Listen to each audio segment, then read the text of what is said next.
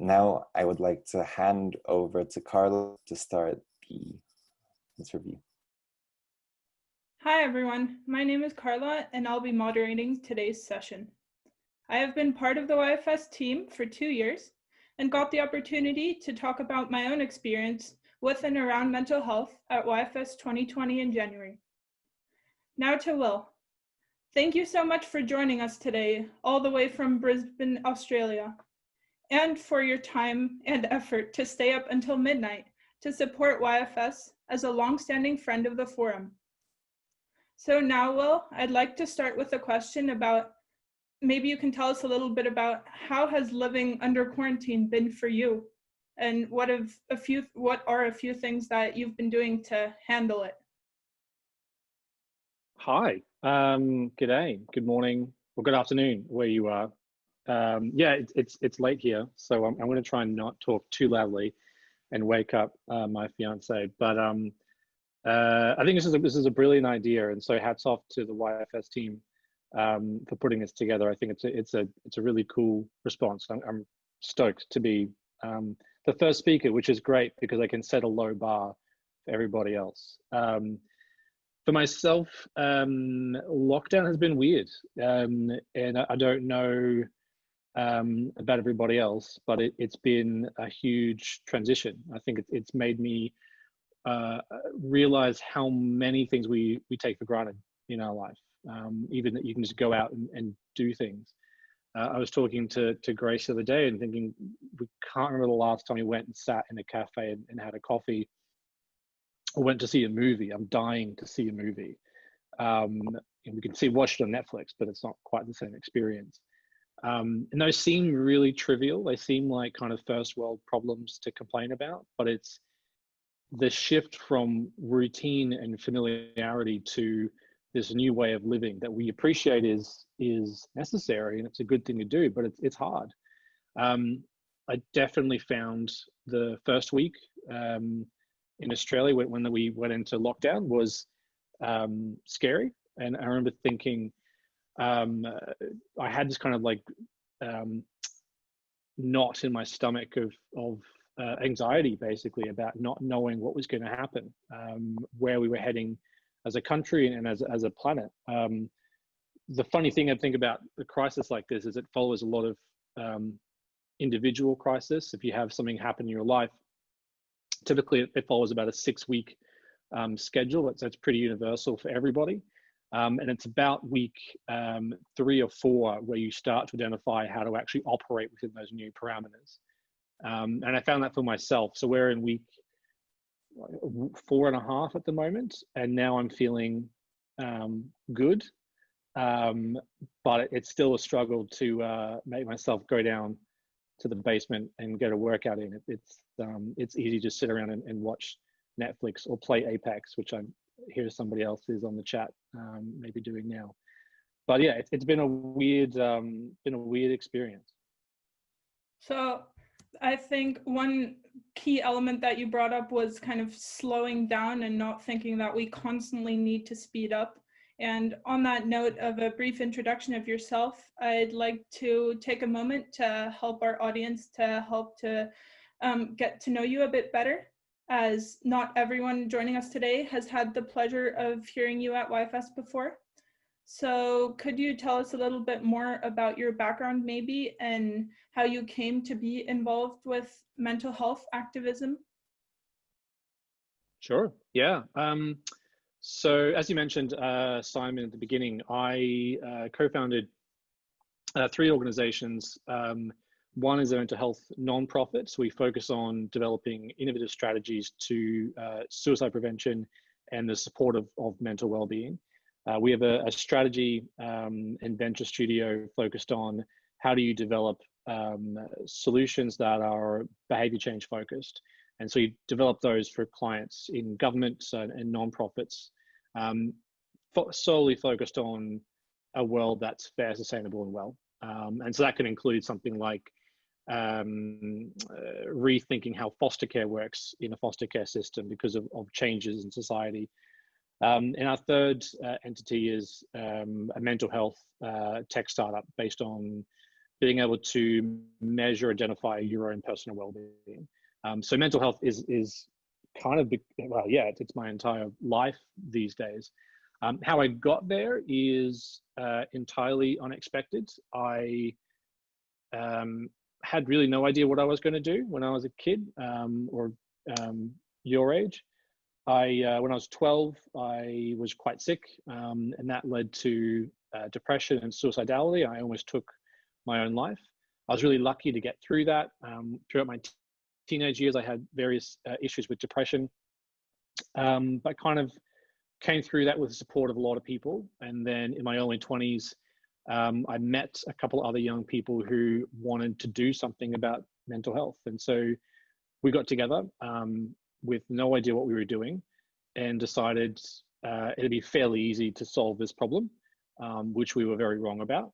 But we just started producing campaigns. And our very first campaign was focused on young men in particular who had the highest rate of suicide in Australia. And it was called Soften the F Up. And it was quite intentionally bold and brash and colorful, attention grabbing. And that was the hook.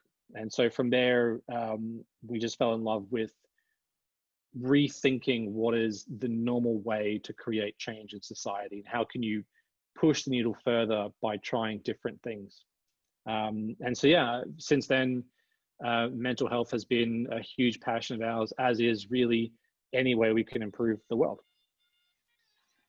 So now I've got a question based on very related to your job from the audience, actually. What is the most surprising thing you have seen while working as a mental health activist? Ooh, I've never been asked that question before. The most surprising thing.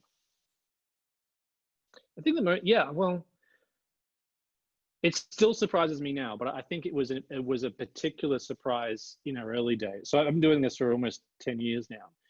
And when we started, it was extremely awkward to have conversations about mental health.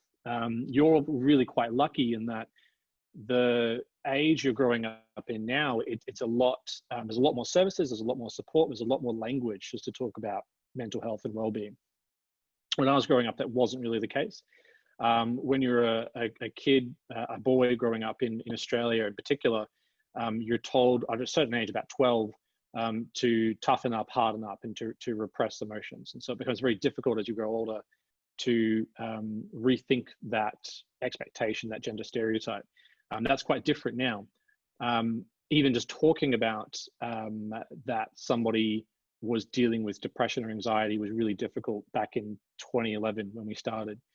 But the one thing that kept surprising me is that whenever I would go to an event and somebody would chat to me and ask what I do, or I'd be speaking at an event and I'd finish and come off stage, I was guaranteed to meet at least 5 people who'd come up to me and say, I'd had this experience, or I'd lost somebody I know to suicide, or I've been struggling with this thing.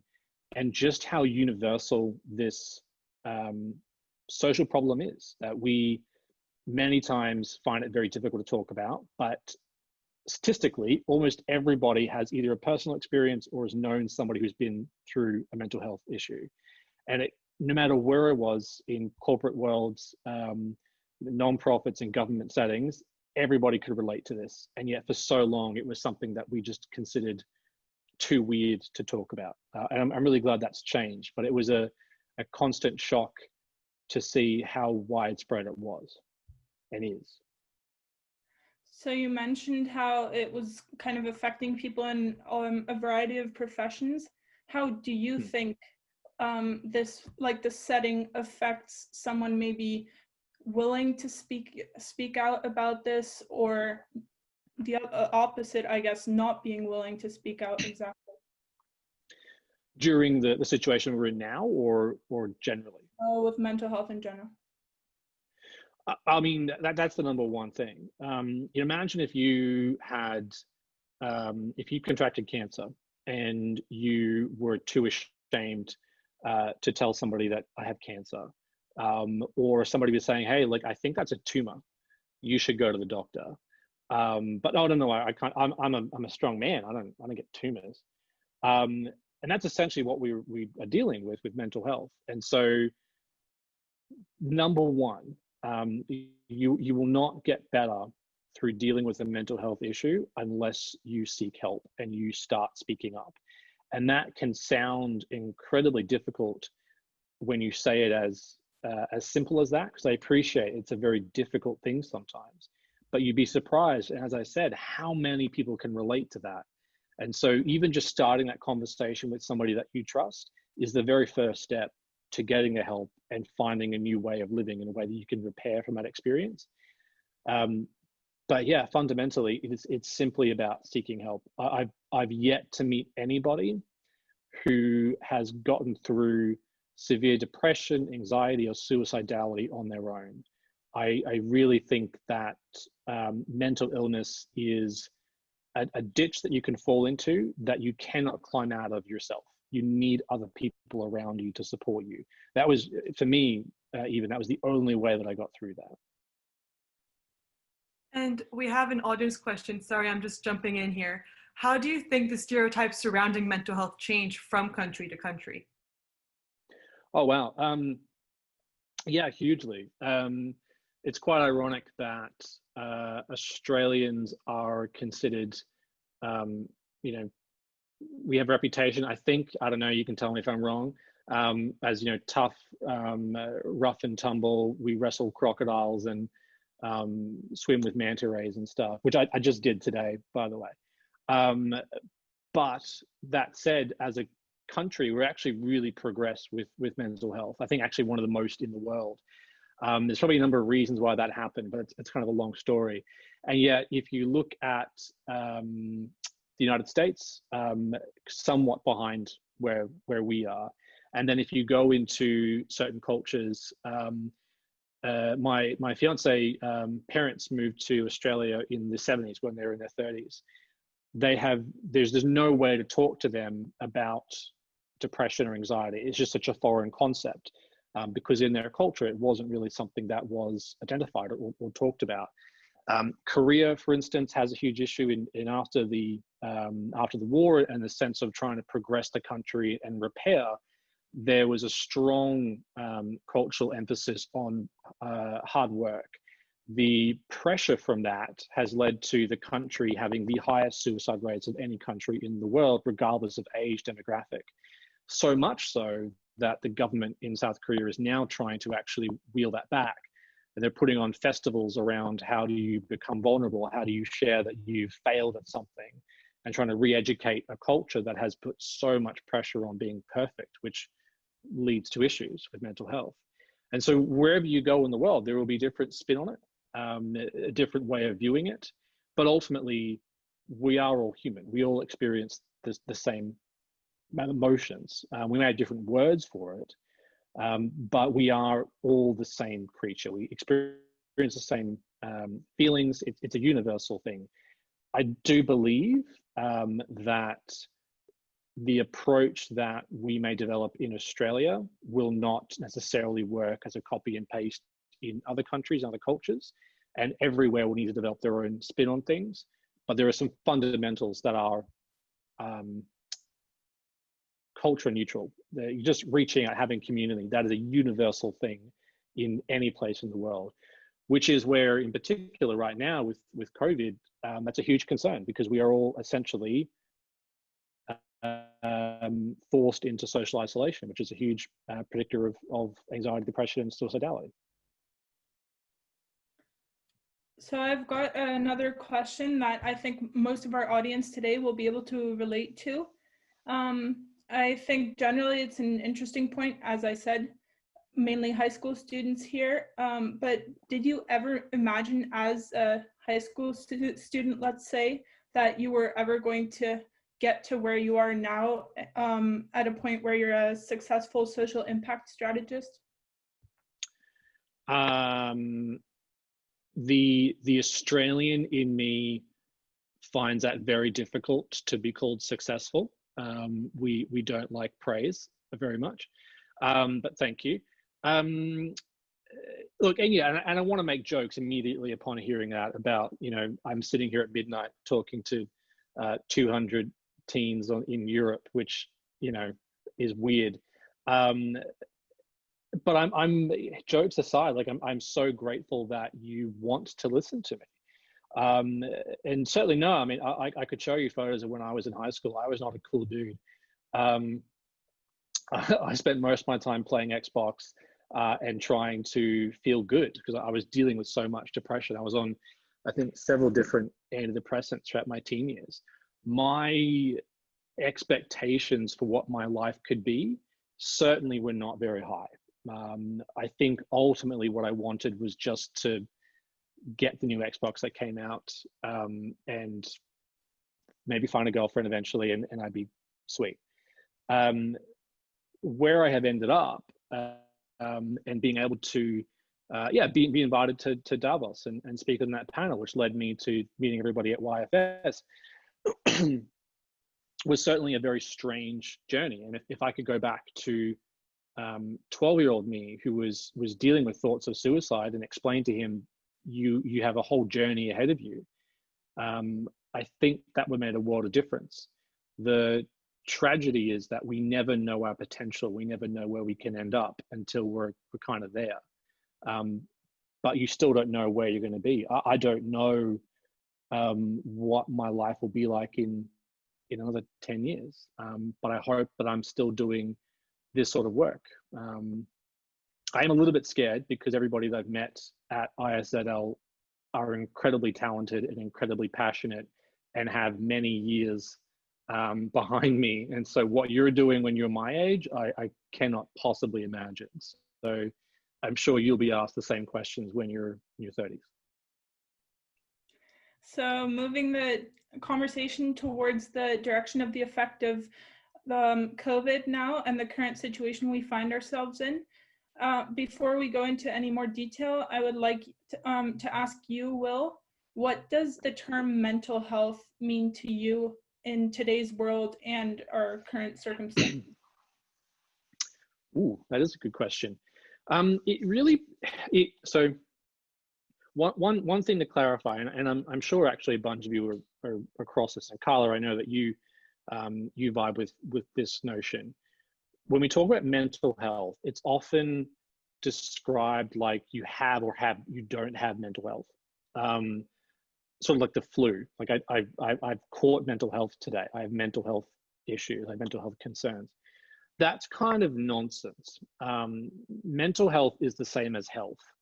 You constantly have mental health, and it's a spectrum as to, do you have positive mental health or poor mental health? Where along that spectrum are you currently sitting?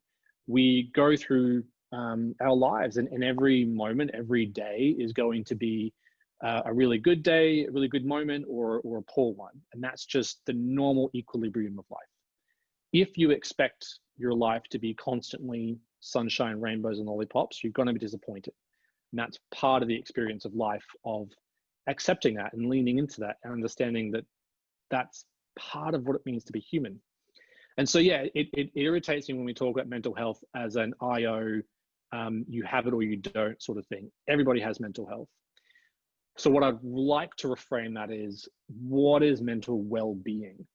What does it mean to be experiencing a good degree of positive mental health? And for me, that comes down to a few different pillars.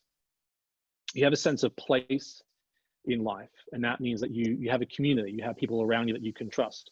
The Amish have one of the best sleep cycles of anybody in the world, and a large part of that is because they know that everybody that they live with, they trust implicitly, and so they can sleep without any concerns, because if something goes wrong, if there's a fire, they can be woken up.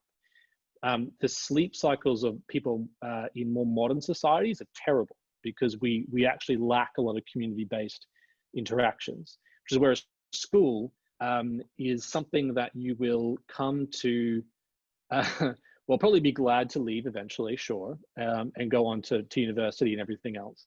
But treasure it while you have it, because the school is essentially a custom-built community for you that you will be very hard up to find in the rest of your life. And so appreciate that while you can. And as you move into becoming an adult, look for ways to build a community around you, whether that is through work friends or your gym buddies or your Apex crew, I don't know, but whatever it is, people that support you, that you feel like you belong with. The second thing is purpose. Human beings are hardwired to want to do things and to feel that what they're doing is productive and it's contributing to something greater than themselves. If you look at, there's a number of really interesting studies around drug abuse, and essentially, I'm being horribly reductive in this summary, but for the interest of time, a lot of theory around drug abuse is that the drug abusers are lacking a number of core things within their personal equilibrium. One of those things is a sense of purpose, that they are feeling unfulfilled in their life, and to escape that void, drugs play a role in that. And so if you have a sense of place, but not a sense of purpose, you will subconsciously start to feel that you don't belong, or you're not worthy of actually existing in that place. And it'll start to mess with your headspace. So feeling that what you're doing is important. And that can be, I mean, working in a hardware store and feeling you're contributing to that store and that community around that store. It can be starting a project to help refugees. It can be having action around climate in your community, whatever that is, that makes you feel that you are contributing to society. The third thing is physical health. There is no mental health without physical health. If anybody is suffering with mental illness, the number one thing I would suggest straight away is go for a walk, go for a run, do something good for your body. The link between the two is more than intangible. It's a direct chemical link. The endorphins you can get from exercise, for instance, is an immediate boon. Diet, sleep, all those things are wrapped up in physical health. And I think if you can build those three pillars, you're going to be very well protected against any issues with mental illness.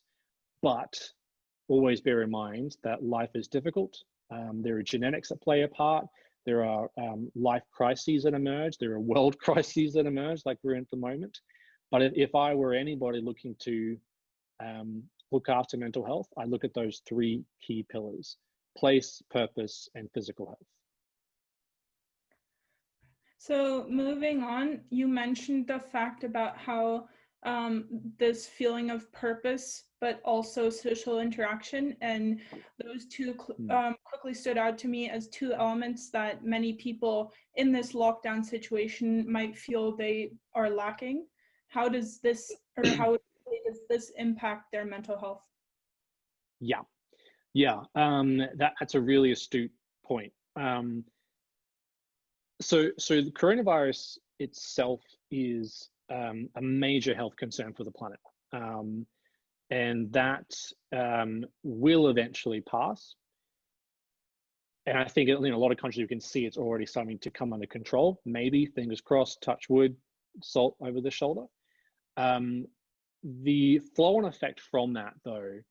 So in Australia, for instance, with the lockdown, one of the very first things they instituted was a closure of all pubs, clubs, sporting events, entertainment venues, gyms, really anything where people would gather. And what that meant was that you had millions of Australians that were immediately unemployed. We're talking about 6 million that are potentially out of work, essentially overnight.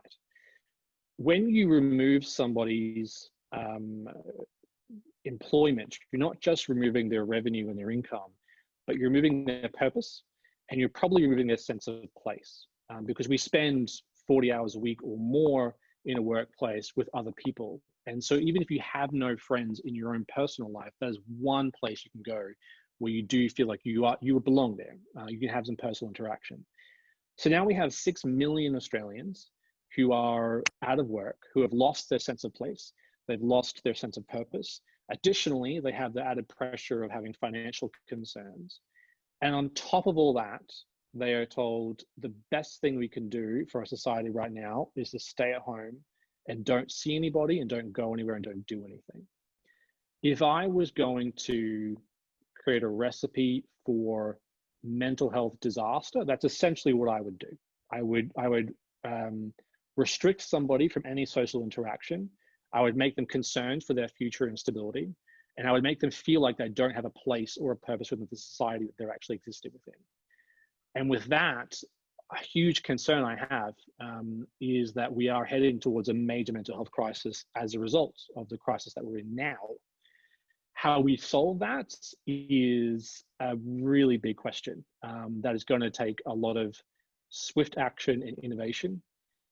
For instance, in Australia, up until the COVID crisis, telehealth consultations with doctors or therapists wasn't actually allowed. So the legislation for that hadn't been passed, even though it had been requested for a number of years.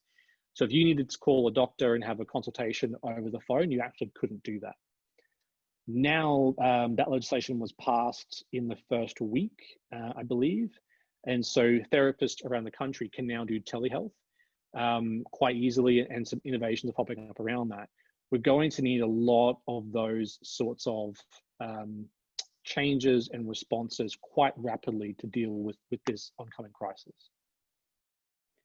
So if we compare and look at, again, more long-term effects, what impact, as many of us, as mentioned before, here are high school students, for the current graduating class or the people entering the workforce, what impact specifically do you believe that this pandemic will also have on their mental health when they have increased difficulties while finding jobs, for example? Yeah. Yes. And so we'll get to some positive stuff towards the end, I promise. But before we get there, some more bad news. So the added problem that we're dealing with as a collective society is that the coronavirus situation is not just a health crisis, a mental health issue, it's a huge economic blow. And as a result, we are almost certainly heading towards a global recession. When countries are in recessions or depressions, people who would usually be retiring don't retire. They stay in their jobs because they can't afford to retire. And if you're a graduate, that's really bad news because the jobs that would otherwise be available, because somebody retires, the person who's below them moves up and it creates a space for you, probably just won't exist. On top of that, there are various economic things that will start to squeeze your income and your livelihood. So that's some bad news. And that will definitely impact your mental health without a doubt. There's some really great data around millennials, which I fit into, as a result of the GFC, the global financial crisis years ago, and all the various things that happened in that decade. Our mental health systemically is worse off than Gen X.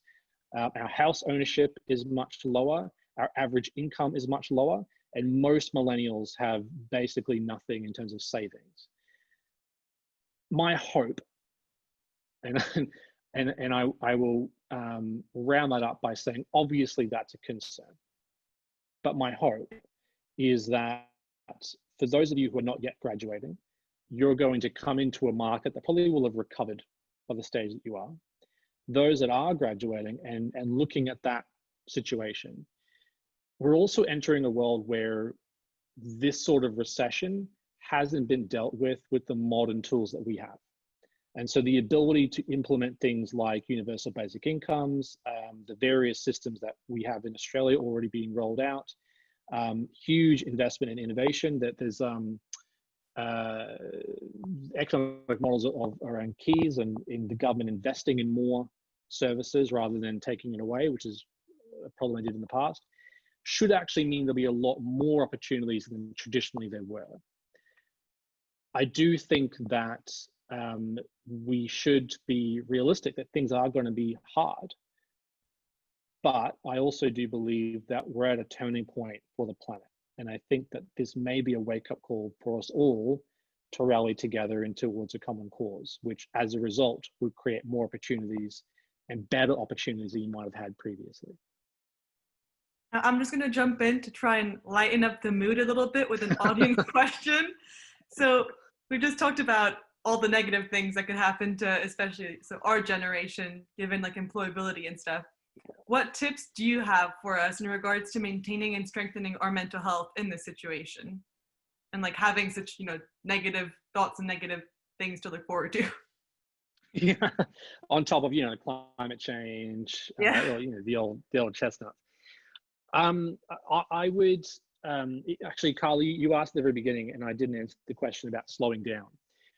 I think that this experience that we're all going through collectively is a huge opportunity for us, not just as a society, but as individuals, to slow down and to think more about what is it that actually matters to us. I was talking to a young man the other day who is here, who was talking about wanting to go into music rather than going straight into a traditional office job or professional job or so on. And I think there'll be many of us who take that path of passion and creativity and wanting to do something that previously might have seemed a little bit risky, but well, everything's kind of risky now. So why wouldn't you do that? I think that in every challenge that we have, in every crisis that we have, as is true of the human race, we always come up with some opportunity out of that. And so you will see in many areas, yes, greater opportunities than before. And so I think we should hang on to that as the first thing. Don't, even though I'm telling you about problems, don't think the whole world is doom and gloom. So that's the first thing. The slowing down and appreciating what we do have is the second. The world that we're in, so my granddad was 97 when he passed away beginning of the year. And so he was born just a little bit after the Spanish flu, but he definitely saw a very different world. So when he was born, they were still running horse and carriage deliveries across the country. His experience of a world recovering from a pandemic would have been very, very different to ours, where we can recover very quickly. But his life was also a lot harder. Do not forget that we live in a world that is in the best possible place it's ever been in terms of human life in the history of our species. And so it may seem bad, but we're actually doing really, really well. On the micro level, going back to that thing about finding place. So even if you can't be physically with other people, where can you create virtual communities that you can dial into? As I admitted to some of the YFS team in a workshop beginning of the year, I love video games. I have a brother here in Brisbane, I have a brother in Hong Kong and a brother in Amsterdam. So every couple of weeks we play a game together for hours, which really is just us talking while we die horribly because we're not very good at it. But for us, that's our community with each other, and that allows us a chance to connect. I'm very lucky in that what I do for work is intrinsically purposeful. And I don't believe everybody has to have a purposeful job or something that is on the label purposeful. You can find purpose in anything. But if you're not feeling fulfilled by your schoolwork at the moment or whatever it is that you're doing, look for how you can help other people. And that leads me to the number one thing I would say at the moment, which has been equally concerning as it is comforting. Whenever you are scared or angry, whether you're anxious or you're just feeling sad, the thing that I've learnt, which still rings true, the best remedy for any of those is to make somebody else feel less of that. So if you're angry, help somebody else to feel less angry. If you're scared, help somebody else to feel more courageous. And I don't know why or how, it's some quirk of human psychology, but you will feel less as a result. What I've noticed recently is that people are a lot more afraid to even smile at each other, to even wave at each other, to feel a connection on the street. And so I would encourage you, if you are worried about being anxious or scared, just start smiling at people, which I know sounds a bit weird. We put up a flyer in our lobby of the apartment building to say if anybody here is unable to go to the store because they're afraid of what's happening, or they're infirm or have an immune problem, here's our number, give us a call, we'll do it for you. We put that up to help them, anybody that might need it. I immediately felt lighter. And I think that whatever kindness we can put out there is a good thing to do ethically, but for your own mental health is one of the best things you can do, full stop. And I'm just gonna drop in one more audience question before I hand it back over to Carla. You mentioned doing things like, that make us happy, gaming, interacting with other people. And someone said that COVID-19 means that we've gotten a lot more free time on our hands. And so there's kind of like the way of having to do something and, follow through with all your ambitions that you've had now that you've got the time to do it. How would you suggest managing ambition healthily? Because a lot of the time it feels really overwhelming and it's really easy to become detrimental to our mental health.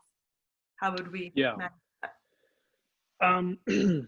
So there's this really cute kind of meme or saying that's going around at the moment about Isaac Newton and how his most productive years was when he was in isolation due to a similar crisis of disease, which is nice. And yes, I'm sure he did write a lot. There's also a really great study on the sociology of philosophies, which essentially proves that there is no great individual geniuses that arise in isolation and do not work with other people and create great things. Every single person, Isaac Newton, Ada Lovelace, whoever you might idolize as a genius, were surrounded by similar thinking people that they were able to exchange ideas with. So if you see something like that says, oh, well, did you know that this famous author created this famous novel during a period of isolation of 60 days? They probably didn't. You're not that person, and don't try and put that pressure on yourself. The worst thing you can do is beat yourself up for taking downtime, for doing what we're being told to do, which is be in isolation, stay home, and keep everybody else safe. If that means that you laze around all day, get a bit of work done, and then you frag me on Apex because I am that bad, then that's fine. Don't pressure yourself into feeling guilt over productivity. This is probably the best time in history where you could actually feel good for doing nothing. So don't worry too much about that, please. So now if we go into a bit of a question more related to what you do for work, what do you see as, running workshops too, what do you see as the key difference between activities such as teaching or workshops or a variety of other ones, having to do that online or going to school versus being able to do this in person? You mean in terms of shifting to more virtual environments and how that changes? Yeah, things? And like the lack of human interaction. Yeah, it's funny that so since lockdown, everybody's sort of very excited about digital tools like Zoom and various web conferencing, and they are really great for a lot of things. Our team is based around different places, so we've used these things for a while, and they're great. What I would caution though is that I'm skeptical of the ability for those tools to completely replace face-to-face interactions. In fact, there's some really good studies around, I think it's called the social deniability of virtual conferences and conversations, which is that when you're face-to-face, as your teachers can tell you, as any of the presenters at YFS can tell you, anybody who's done a presentation in the class can tell you, you get so much energy and feedback from the people in front of you. When you're presenting virtually and you don't know who you're talking to, it is exhausting. And there's been a lot of people who have been talking about, since we moved into lockdown, hey, I thought this book club that I'm doing virtually would be really great, but I'm actually finding it exhausting because I'm constantly thinking, am I sitting here correctly? Am I looking at myself in the corner too much? Am I sounding good? Whereas when you're face to face, it's a lot easier, a lot more natural.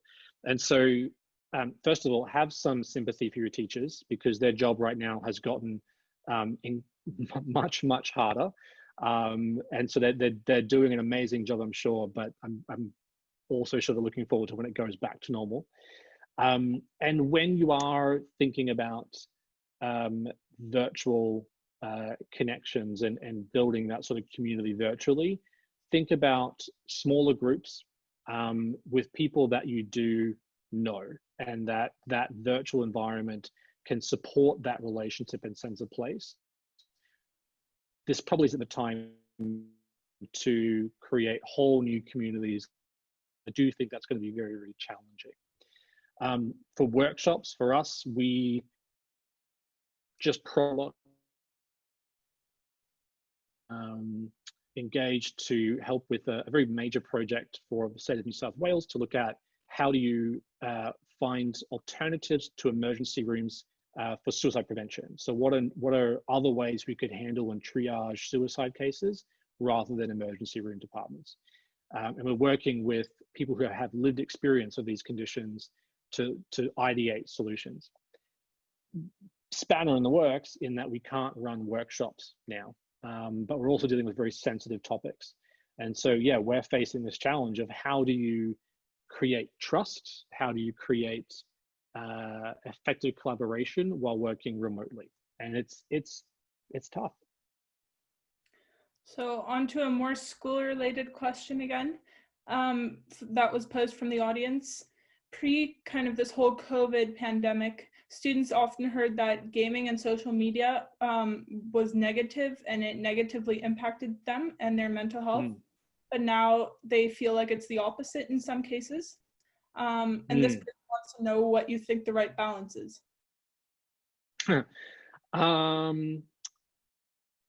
Yeah, that's a really good question.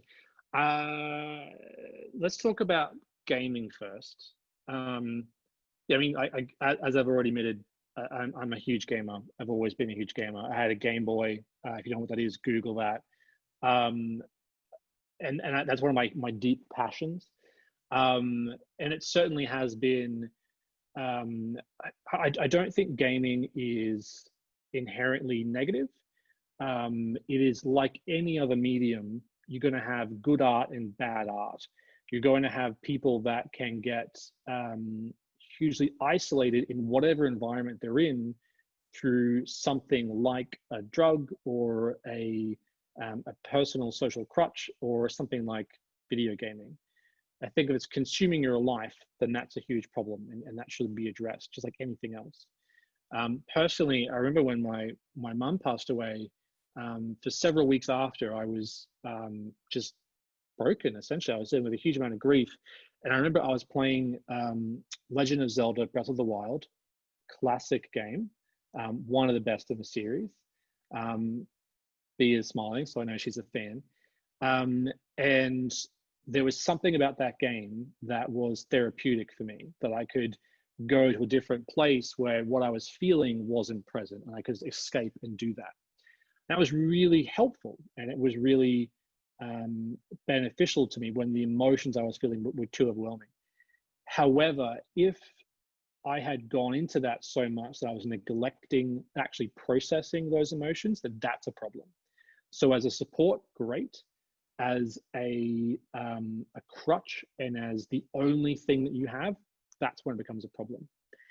On the social media side of things, if anybody saw my talk at YFS this year, I have some issues with social media.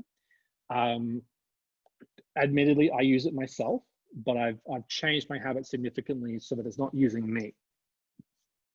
And the reasons for that is that it's engineered quite purposefully to suck your attention. The more time you're on that, the better their business is. And so you can absolutely believe that there are a number of mechanisms that are designed to trigger you, to upset you, to addict you to that platform. And so a huge problem there.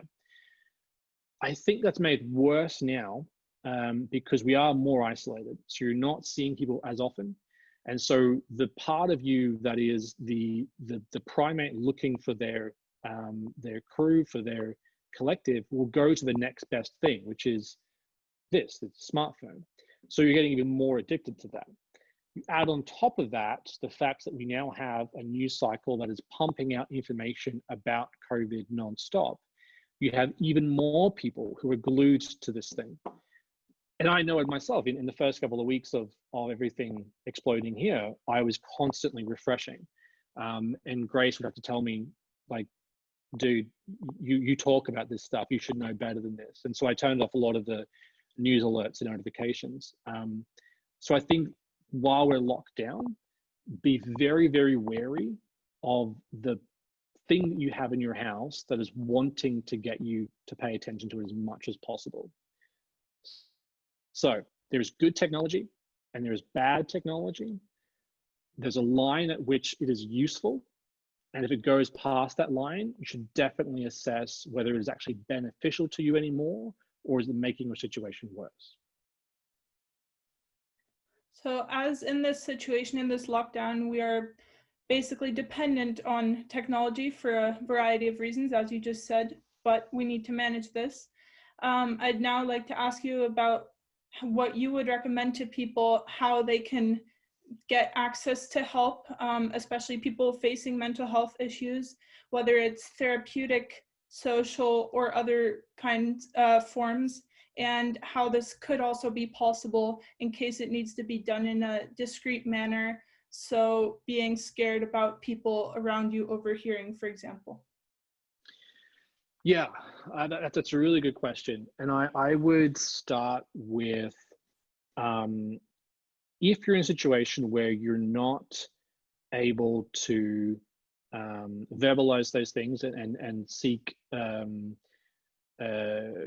therapy or talk to a professional, first of all, I would evaluate that. As I said earlier, you'd be surprised about how many people have a personal story. Quick tangent, because I know I go on tangents, but when I was 12, I was suicidal, and I came very, very close to losing my life. I didn't talk about it with my family until I was my mid-20s, and I'd started the nonprofit, and I was speaking on stages about it. But we never really discussed it in my family. I didn't know my dad for most of my childhood, between the ages of about 11 and 24. I was due to be on a documentary that was going to be on national television talking about my experiences. And it occurred to me that I've never actually explained this to Dad, and I probably should give him some background information on this. And so we caught up for a coffee, and I sat there and I said, look, Dad, I don't know if you know, but when I was a kid, I felt this way. I thought this is the only thing I could do. I don't know if you can relate to this. And I looked up to him, and this was the third time that I'd ever seen him cry. And he sat there and he was crying, and he said, no, I know. About that time, I was in my workshop writing suicide notes. So we lived in the same house. We were around each other, and we never spoke to each other about how we felt. And neither of us knew that we were dealing with the same thing. And so I know that experience is extreme. And I know there will be cases, sure, where you're not in an environment where it is going to be safe or appropriate for you to talk about it. But I would assess that, and don't assume that because you've never spoken about it with say your family or people around you, that will not be welcomed. Almost everybody, if they hear that a person needs help, they will rush to their aid. It's kind of part of our DNA. In the event that you can't seek professional help, I would go back to those three pillars, and I would assess, how am I doing with these three things? And is there something I can do to improve one of those things today?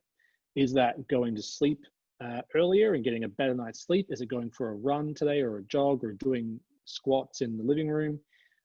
Is it reaching out to a friend I haven't spoken to in a while and making sure I have a better connection with them? Is it doing something even remotely that will make me feel like I'm helping somebody else? I have a sense of purpose, or I'm just putting some kindness out there. Additionally, there are some really, really great resources, things like Headspace, the app for meditation. Calm is really good as well, that even just having some time to slow down and a guided approach to meditation will do wonders for you. And I'd say that even right now could just be a great band-aid while we're dealing with this particular crisis. Moving on to a bit of a positive note, as unfortunately we are soon coming to the end of the session.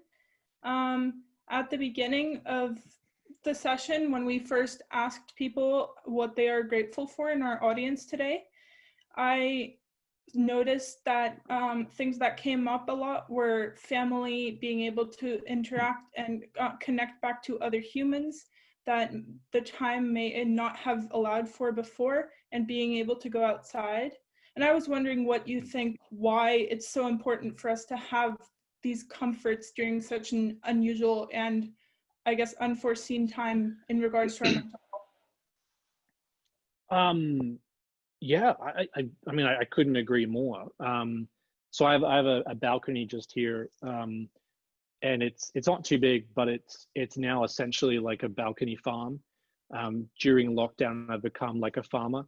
So I've got some snow peas growing, a mandarin tree, a kumquat tree, planted some tomatoes yesterday. No fruit yet, but maybe tomorrow. And that for me, every day when I can go out there and I can see the peas are growing more and everything, that's a simple comfort. That's another universal truth, I suppose, that to feel less of a bad thing helps somebody else to feel less of that too, and that works. The other thing is that it is ultimately in life, it is not the big things that really matter day to day. It is the small things, the things that we take for granted, the simple pleasures of, I love coffee, and as many of you know, and so like that first cup of coffee every morning is just heaven to me. I've somehow fallen into the habit of I make my fiance breakfast most mornings, and so getting to make her breakfast, I just really enjoy that process and seeing her wake up and she has breakfast. She had to do a shoot the other day for her work, and so we went around the neighborhood while socially distancing, and we picked some flowers for the shoot, and that was something that we would never have done during any other time because she works in the studio, so they would have had those things, but we did this together. It was a really nice event. There are big things that will happen to you in your life, like getting that first job, getting engaged, or having kids, all those sorts of things. But do not forget that it's the little things every day that make a life. And those are the things that actually make life interesting. It's the moments, not the big sweeping events that happen to you. So because of time reasons now, I'd like to take this opportunity, Will, to say thank you so much for everything.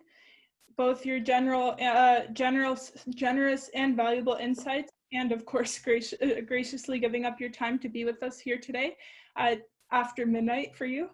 And now I would like to hand over to Simon for the last closing remarks of the session. So thank you very much for tuning in, to everyone who has tuned in. I'm very impressed with how many people we have here today. So I would just like to say that this was the first session of many.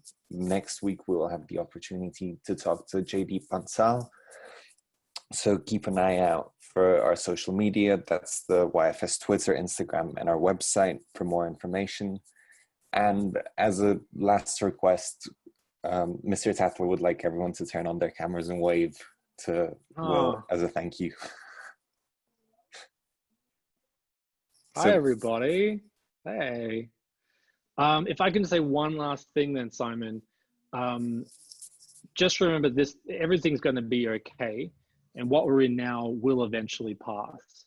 And I think Carla and everybody's asked some really great questions about just maintaining. Just look after yourselves and look after who's around you, and just be grateful for what we have. We're going to be okay.